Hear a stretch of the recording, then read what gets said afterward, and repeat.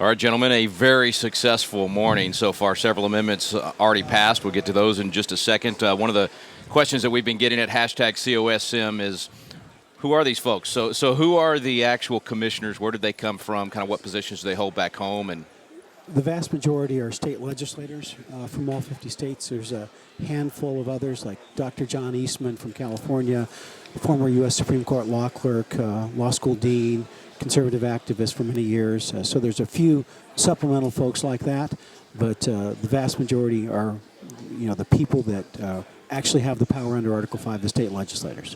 By the way, for those of you that might just be tuning in, this is Mark Meckler, president of Citizens for Self-Governance. Mike Farris, founder and chancellor of Patrick Henry College, and also really the visionary behind Convention of States. Ken Clark and myself, Rick Green. And Ken, we've had several questions coming in. What other questions are folks at home asking? Well, one of the biggest questions, and I think is something that we address, we're going to be getting into a lot of Twitter questions and Facebook questions, but one thing that I keep seeing over and over again is, why are we here? What are we doing here? Let's explain that real quick, because I think that's really important. Mike? Well, what we're doing is giving knowledge, information, vision, and hope.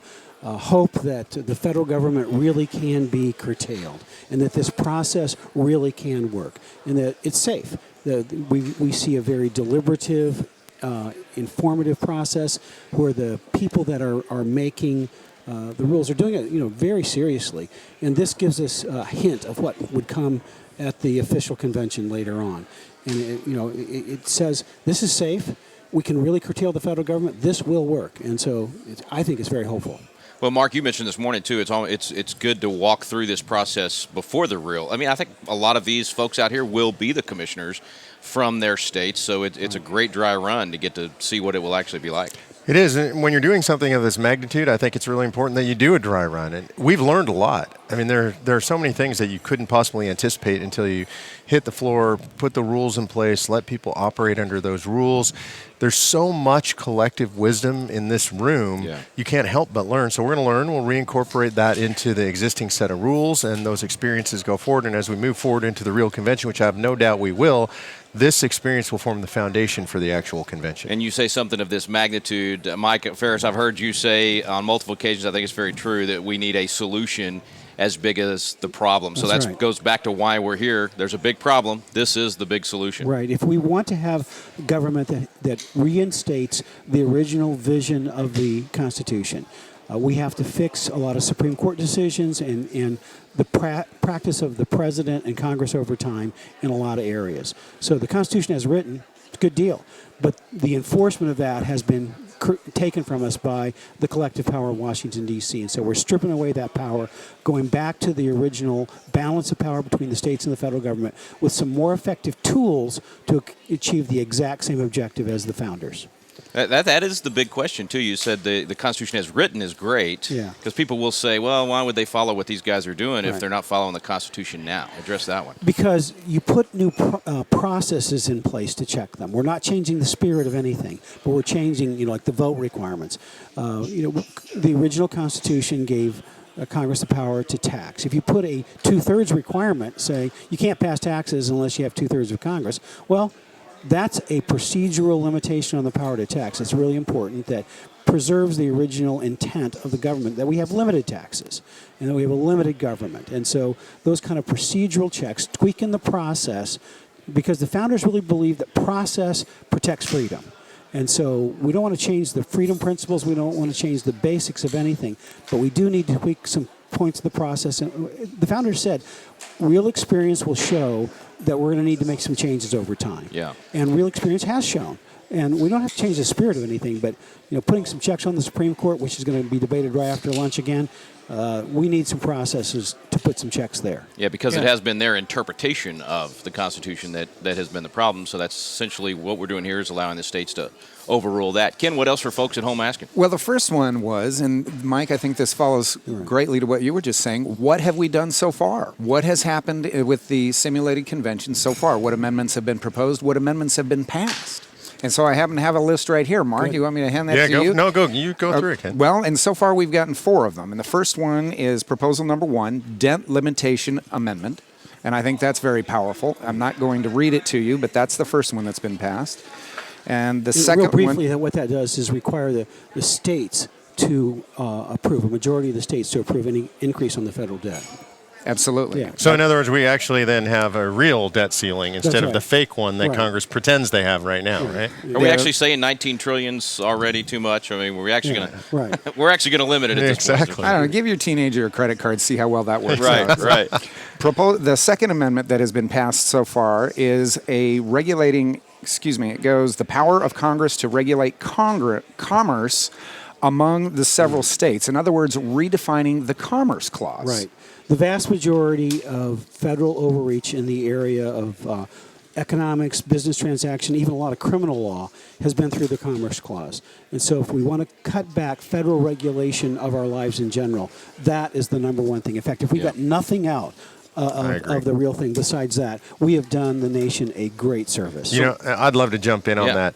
To me, and Mike said this, I think this is the most important one. And here's why. There are so many places that if you read the Constitution and read the enumerated powers, it seems so clear to us that the federal government does not have the authority to do the things they're doing. Yeah, right? according to the plain language, it's You pretty got obvious. it. And you mentioned this. People say, well, if they're not following the Constitution now, why will they follow it if we amend it?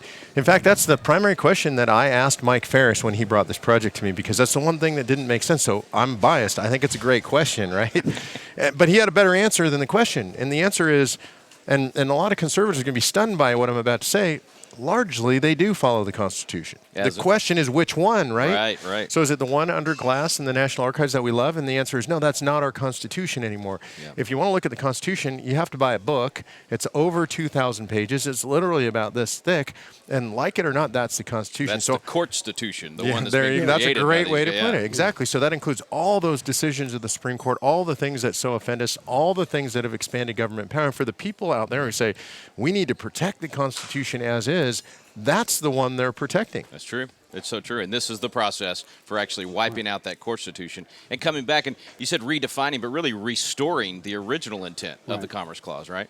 Yes, that's exactly what it does. And I think Mike can speak to that better. But real quick, we did just pass one more proposal. Everybody talks about the 10th Amendment. Everybody talks about states' rights.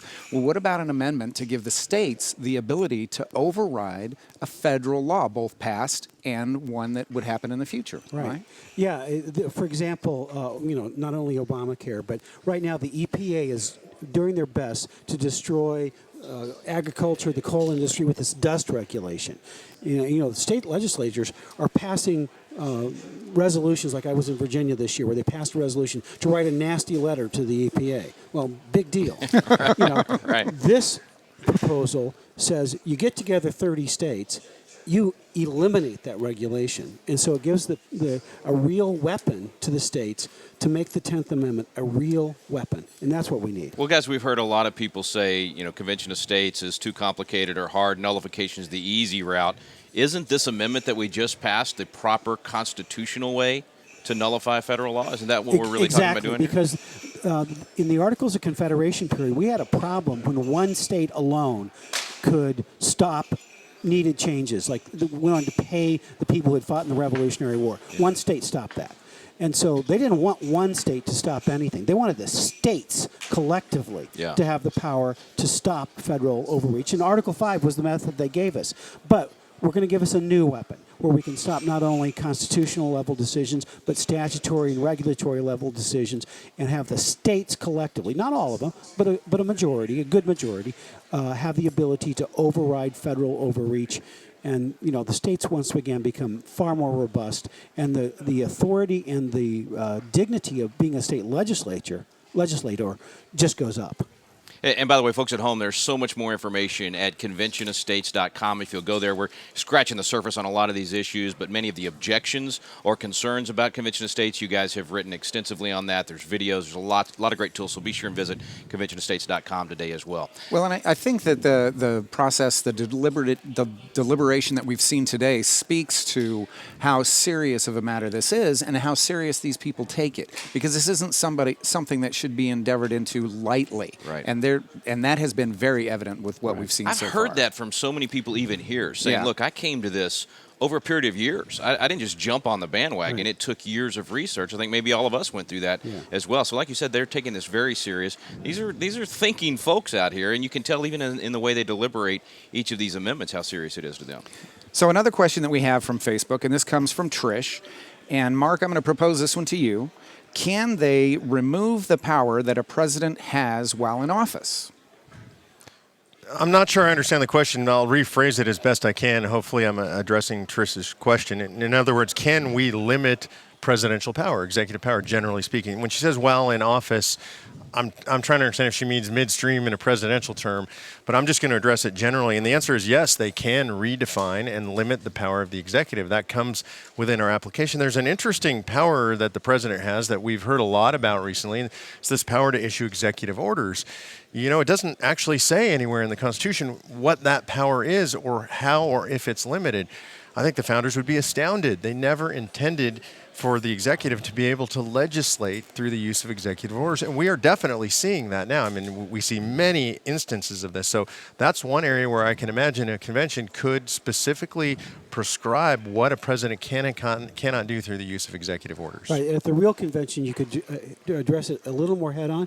But the abrogation amendment that we just talked about would have the ability to take an eraser from the states and take out any executive order that the president issued. And I think that's critical. I think the states are screaming for it. I think the people of this country are screaming for it as well. Right. Yeah, even if they can't describe or define the terminology, people know Right. in their gut, just because a president has a pen and a phone, to be able to make law on their own, we know that's wrong, but we're watching it happen going, well, how do we respond? How do we stop it? This is the answer right here. This is how you stop that overreach from any of these federal branches. And Ken, before we go to the next question, there's a sort of a general overarching thing that I want to discuss, which is this is not the convention, right? It's actually substantially different in that we only have a couple of days. Right. I mean, in a real convention, we'd still be discussing procedural matters here, right? We wouldn't be into the substance. So these commissioners from all over the country have done an extraordinary job truncating this thing, getting into committees, debating in short order, coming to a conclusion in short order.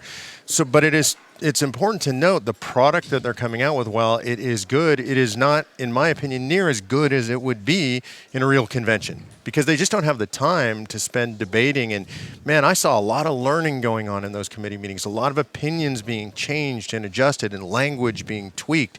If you were in a real convention with an unlimited amount of time, I presume what would come out would be better than what we're getting here. And what we're getting here, I think, is very good, Right. but it is not final product by any means. Yeah, I mean, some of the amendments I wrote or drafted, part or all of them. And I was sitting in committee yesterday and going, that suggestion about my language is really good. Yeah. I like that. Let's tweak that. And We so, even heard people get up and say, in committee, I voted against this, but now that I hear Yeah. more of the debate and I Right. learn more, I'm actually for it. So the reason you don't want to go away from the convention process is that we can improve language. Things that I've studied for 30 years and drafted an amendment. It's really pretty good, I think. And they left it mostly intact. Some of it they changed, and the changes in every case to my language was an improvement. So the process is so important and will help us because the Bible says that iron sharpens iron. That's right. That's what we see going on here, and it's really a terrific This process. truly is wisdom in the multitude of counselors, and you guys are improving each other even as you debate these things. Well, but I think it brings up a very good point that Jim on Facebook had asked us, who are these commissioners? Where do they come from? How many states are represented? Who are these people? Because, Mike, you had mentioned that the suggestions you're getting are very good. They're very deliberate. So who are these folks? Well, all 50 states are here, and they are, in 90% of the cases, round numbers, state legislators. And they're used to writing law. There's a handful of lawyers here, but they're mostly not lawyers. They're mostly state legislators. As a lawyer, I would say thank goodness to that. Praise God, me too. I mean, we've got, at the pinnacle of lawyers, we've got, a guy that's been a law school dean and was a clerk for the U.S. Supreme Court. So, but, they've got some of us and that are professors that this is their expertise. I mean, they've been doing that's this right. for decades. But nonetheless, the vast majority are people with common sense who've been elected by the people of their state. They're not career politicians, but they're wise in the ways of legislating.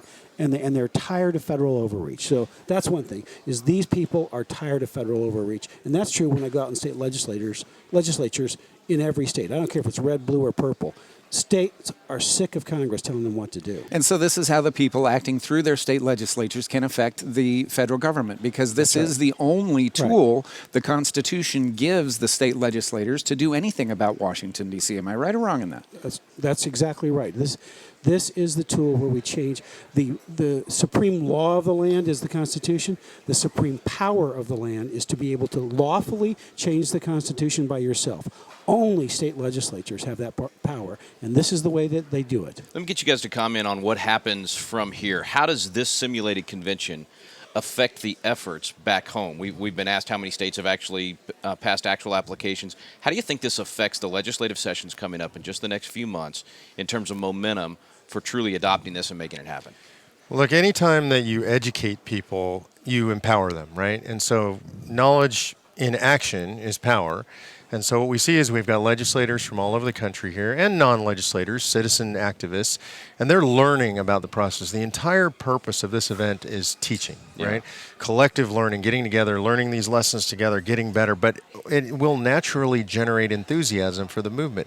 I think there are a lot of people out there watching, maybe for the first time. For the first time, for sure, none of us have ever seen this before, right?